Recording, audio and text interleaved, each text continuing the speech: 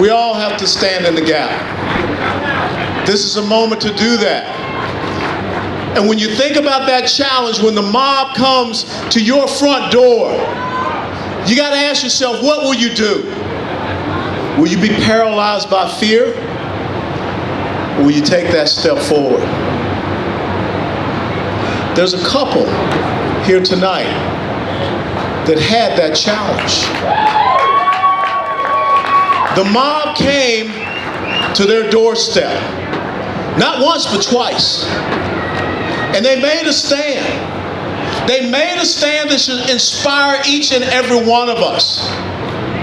They made a stand to let us know that no one is immune from this happening to you. They were sitting there eating dinner, and they heard the mob coming. And the mob came onto their property, and they said two words that incensed the mob. They said, "This is my private property." See, there are people out there in Antifa and Black Lives Matter. They believe that looting, thievery, and everything, that's what they're entitled to. That's their means of reparations. That's criminality. That's what the mob does. That's what socialists do. But that's not what Patty and Mark McCloskey allowed them to do. Ladies and gentlemen, if you want to see the face of what each and every one of us must do to find our courage, to find our conviction, to find our character, to stand up and make a stand, even though it seems everything is against you, I give you Patty and Mark McCloskey.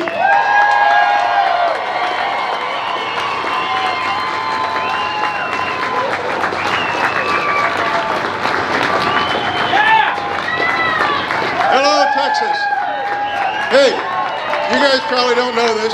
Patty and I met here in Dallas. We both went to SMU. I did both undergrad and law school at SMU.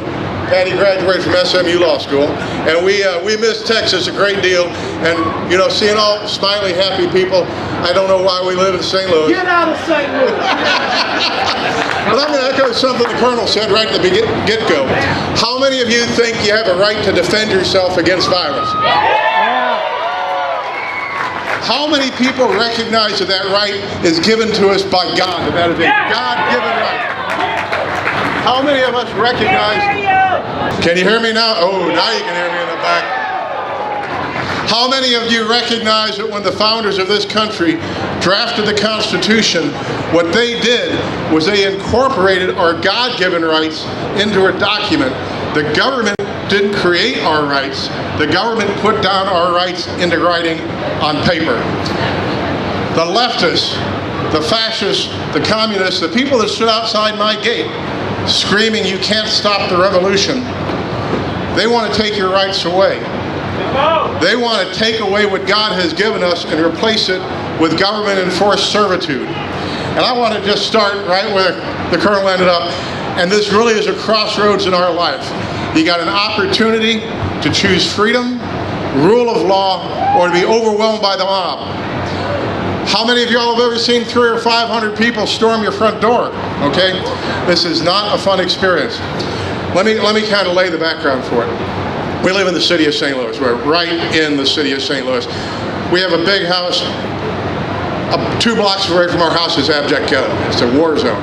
In the city of St. Louis, as of today, there are over 170 murders in the city of St. Louis so far this year, out of a city population of 300,000. Put that in bigger terms, there have been 170,000 people who died and happen to have COVID virus in the country so far this year, out of 300 million people. That's the same ratio, right? Do the math. Nobody tells you can't go to a bar in St. Louis because of random violence, but they sure do about COVID, right? But on June the 2nd of this year, after the Walter Floyd death, mayhem encompassed downtown St. Louis. Businesses were burned, people were assaulted, houses were burned. We watched a 7-Eleven, one of the few thriving businesses in downtown St. Louis, from the first brick that went through the window to when everything was looted out of the store, until the fire was started, until the building was totally engulfed in flames, until the building crumbled in flames. How many police were there? 0. How many firemen were there? 0. 40 minutes. My wife and I watched this building destroyed, robbed and burned by the mob, and no one showed up. We started thinking at that point that when the you know what hits the fan, you're all out there on your own. You can't count on the government. You can't count on the police. How many of us here own a gun? There you go. How many of us own a gun after Robert Francis O'Rourke's in power? All right, think about that. That same night, a retired police captain in the city of St. Louis, a Captain David Dorn, was doing secondary employment at a pawn shop. He was inside with steel roll-up doors protecting him from the crowd. That didn't help. They pried the doors up. They came inside. They shot him. They killed him. He was able to crawl out and die on the pavement. But how many cops showed up to save Captain Dorn? None. Nobody was there to help him but himself. So now, it's a couple of weeks later. We'd gotten a heads up because the radical organization puts out a flyer. This radical organization puts out a flyer that says, we're going to go storm the mayor of St. Louis's house, and something extra, it said. First of all, contrary to what you may have heard, contrary to what you may have heard in the news or read in the papers, mayor doesn't live in our street. Mayor doesn't live near our street. Mayor lives 3 blocks north and a half a mile west of our street. Well, that's something extra, okay? The assault on Portland Place was an intentional thing. It wasn't some kind of spontaneous act. So my wife and I come back from our country place. Our daughter came into town from Chicago to have dinner with us. We're getting out on the porch. We mix up a pitcher of Bellinis. Never got a chance to drink them. Put a pork loin on the barbecue. Never got a chance to eat it. We start hearing the crowd form down the road. And the sound starts to recede a little bit, and we think, oh good, they're going the other direction. Then the crowd starts to get louder and louder and louder and louder. And we live on a boulevard that's about 100 feet wide, and it's got a grassy strip on either side and a wall. We're talking maybe 100, 120 feet from wall to wall. All of a sudden, that entire space fills with a screaming, angry mob, chanting, screaming, threatening. And then we look at our gate. The city of St. Louis police had closed down Kings Highway to allow the mob to go down it. But did they put any police outside our neighborhood? No, not a single policeman present. We see this mob right outside our gates. Gate about this tall, 120 years old, and all of a sudden the gate bursts open.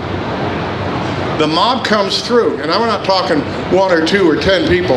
We're talking a storm of people. They pull open one half of the gate, break down the other half of the gate, and they start falling over each other to get in.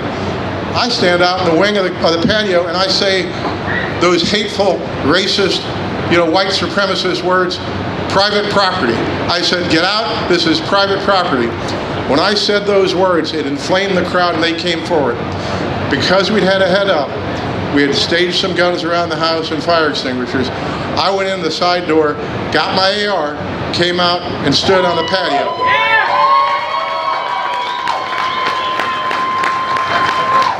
Now, Patty and my daughter were behind me, and they both went to call 911. By the way, the newspapers lie about that constantly and say there was no 911 call. Anyway, so I think they're just in the house calling 911. I'm out in the patio with my AR-15, looking at the crowd and trying to get them to back up. All of a sudden, I see Patty, right about where this gentleman is, standing in front of me, waving this dumbass little pistol around, which she knows doesn't work, right? And she doesn't know anything about guns.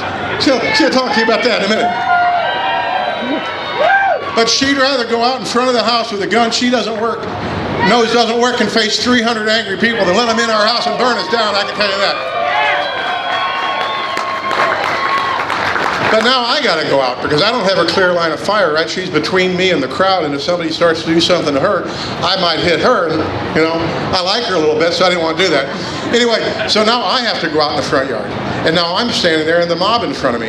And you see about 32 seconds of this on television, and it's the last 32 seconds after the crowd went on. But there are these guys who are in body armor, they got guns. The one guy reaches into the pouches of his body armor, pulls out 2 loaded magazines. He's close enough that he can point them in my face so I can see they've got loaded cartridges in them, clicks them together and says, you're next, okay? Guy standing next to him is wearing body armor. He's got a sidearm. He keeps inching closer, inching closer, inching closer. And I lean over. You see this picture on television. I lean over and I go like this to Patty. What I'm saying to her is, if this guy comes any closer, I'm going to have to kill him. I take the safety off my rifle. She leans over to me and says, "You're not killing anybody tonight, all right?" And I didn't, but it's mostly because of her, because that guy had every intention of being very threatening and being very fatal. So we had a standoff, and nobody got hurt, nothing got painted, nobody got killed, okay? Except my reputation in the local community and the newspapers and all that sort of thing. But you know, while this was going on, all these terrified, peaceful protesters that were threatening us were holding out their cell phones recording me, right? That's how terrified they were of this whole event. And so, you know, it hits the newspapers. We had a client of ours who was in the movement, a young African-American woman, and she calls up angry about what we did, despite having been a good friend of ours for years, and says they're coming back on Friday to kill us. They're coming back on Friday, this would be July the 3rd, to kill us and burn down our house, and there's nothing we can do about it, all right? And so we start getting a little concerned about that, and we start hiding stuff and putting, you know, valuables away, and we start trying to hire private security. And you know what? No one would work for us. They were afraid of the adverse publicity. And we contacted a private security firm that does global security for corporations around the world. They got some bad press in the Ferguson incident, and they didn't want to get the bad press, okay? So local cops didn't want, secondary employment cops didn't want to get bad press. So now it's like Wednesday afternoon, and we are thinking we're going to die that Friday, and we don't have any security. And the last guy we talked to, who's got this international security firm, says, "My advice is just walk away from the house and forget about it." We said, "That ain't something we're going to do. You know, we're going to go down with the ship if we have to." Earlier that week, I'd gotten a call from a gentleman at the White House.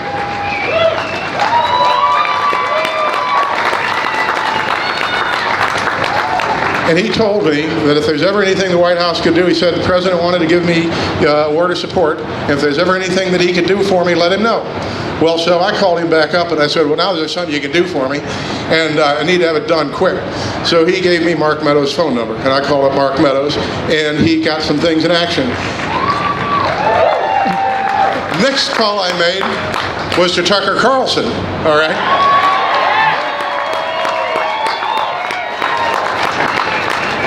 And Tucker Carlson is on the telephone with me on the speakerphone. Patty's sitting next to me. Patty's crying, and I'm kind of upset. And Tucker Carlson goes on air that night and relates that he's talking to me. We're scared to death. Patty's sobbing in the background. We can't get any support.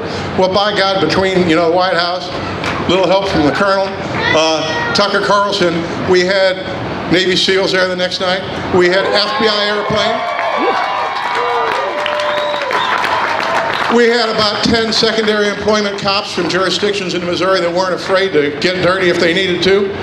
And by that time now, the chief of police of St. Louis realizes that he's got something he's got to deal with, even if he's been told that he's got to have his cops stand down. Chief John Hayden himself, who by the way is a very nice guy and a very good police chief, comes out in front of our house with his lieutenant in charge of riot patrol, talks to our security team, coordinates it. And that guy's, you know, son of a gun, he stands out in front of our house for most of the night, and whenever the crowd surges, Chief of Police himself would go up to the reinforced, now much reinforced fence and talk them down. There was a crowd, I think the FBI estimated it as 500 to 1,000 people that night, hell-bent on burning us down and killing us, and guess what? We're here, you know?